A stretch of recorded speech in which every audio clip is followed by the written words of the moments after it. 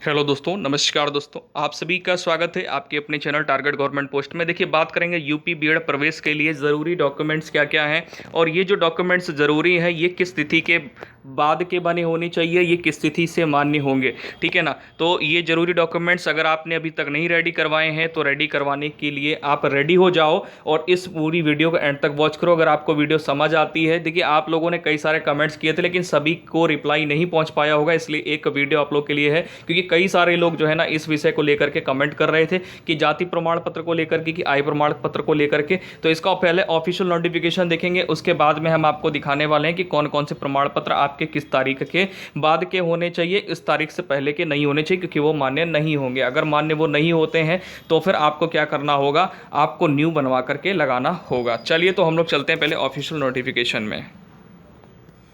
तो दोस्तों, latest update के लिए अगर अभी तक आप लोग नहीं जुड़े हैं तो नीचे दी गई रेड कलर की बटन को दबाएं और सब्सक्राइब के बटन को दबा लें, जिससे कि आने वाले सारी वीडियोस और आपको लेटेस्ट नोटिफिकेशन मिलते रहें। बीएड से जुड़ी हर जानकारी, जो कि बीएड द्विवर्षीय पाठ्यक्रम प्रवेश परीक्षा को लेकर के परीक्षा हो चुकी 9 अगस्त को आपकी। अब यहाँ पर हम आपको बताने वाले हैं, जैसे कि यहाँ पर बात करेंगे अन्य पिछड़ा वर्ग ओबीसी के अभ्यर्थी का जाति प्रमाण पत्र 1 अप्रैल 2017 या उसके बाद का हो। अब आप समझ पा रहे हैं, मतलब जो जाति प्रमाण पत्र की यहाँ पर बात की गई है वो 1 अप्रैल 2017 के बाद का ही होना चाहिए। जैसा कि आप सभी लोग जानते हैं कि जो जाति प्रमाण पत्र हैं वो 3 साल के लिए वैलिड रहता है, ठीक है ना, ये सभी लोग जानते होंगे। तो यहाँ पर समझ लीजिए कि आपका जो जाति प्रमाण पत्र है वो 1 अप्रैल 2017 या उसके बाद का ही होना चाहिए। आगे दिया गया है कि पिछड़ा वर्ग ओबीसी के जिन अभ्यर्थी का जाति प्रमाण पत्र 1 जनवरी 2020 के पहले का है तो उन्हें 1 जनवरी 2020 या उसके बाद का आय प्रमाण पत्र भी अपलोड करना होगा। ये तो अपलोड करने के लिए है, लेकिन आपको ध्यान रखना है कि आपका जो जाति प्रमाण पत्र हो वो 1 अप्रैल 2017 के बाद का होना चाहिए। वहीं अगर बात करेंगे आय प्रमाण पत्र को लेकर के, तो आपने अपलोड किया ही होगा 1 जनवरी 2020 को लेकर के, ठीक है ना। तो 1 जनवरी 2020 के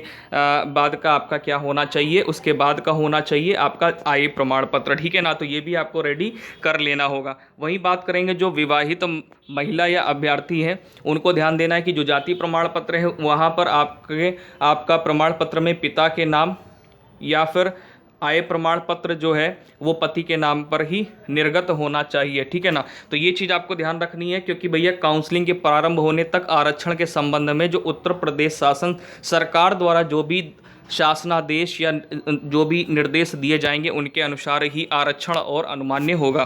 तो ये सारी जानकारी थी। अब हम लोग यहाँ पर बात करेंगे कि भैया,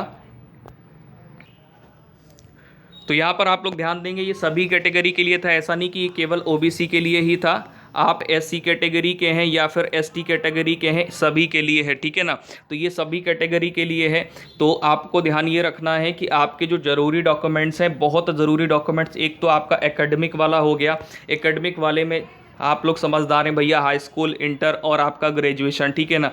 पीजी अगर आपने डाला है तो लगाना है, नहीं डाला है तो कोई बात नहीं है, कोई ज़रूरी नहीं है पीजी का। लेकिन हाँ, अगर आपने एप्लीकेशन फॉर्म में शो किया है तो आप वहाँ पर लगा सकते हैं, नहीं तो नहीं लगा सकते, कोई बात नहीं है, ठीक है ना। तो ये चीज़ आपको ध्यान रखना है। अगर गवर्नमेंट कॉलेज है तो वहाँ पर सारे डॉक्यूमेंट्स तो शो करने ही, मतलब सारे डॉक्यूमेंट्स आपको ओरिजिनल भी दिखाने होंगे और सारे के सारे लगाने भी होंगे। तो आपके एकेडमिक वाले जितने हो गए, जिस हिसाब से आपने एप्लीकेशन फॉर्म में फिलअप किया है वो आपको रेडी रखने होंगे। उसके साथ साथ जाति प्रमाण पत्र, आय प्रमाण पत्र हो गया, और आपका जो स्थानांतरण सर्टिफिकेट होता है, जो टीसी होता है, वो लगाना होगा। अगर गैप है तो उसके लिए आपको एक एफिडेविट सर्टिफिकेट भी रेडी करवाना होगा, तो वो तो उस टाइम पे हो जाएगा, ठीक है, कोई बात नहीं है। लेकिन ये जो सर्टिफिकेट मैंने आपको बताए हुए हैं, ये इनको बनने में थोड़ा सा समय लग जाता है और ये आपको ध्यान में बना के रखना है। मैंने ये वीडियो इसलिए पहले दी है, आप लोग पूछ भी रहे थे, और ये पहले देने का उद्देश्य ये है कि आपको ये चीज़ ध्यान में डाल के रखनी है। एंड टाइम पर अगर आपने ध्यान दिया तो बहुत बड़ी समस्या में फंस जाओगे, एडमिशन होने में फिर संभावनाएं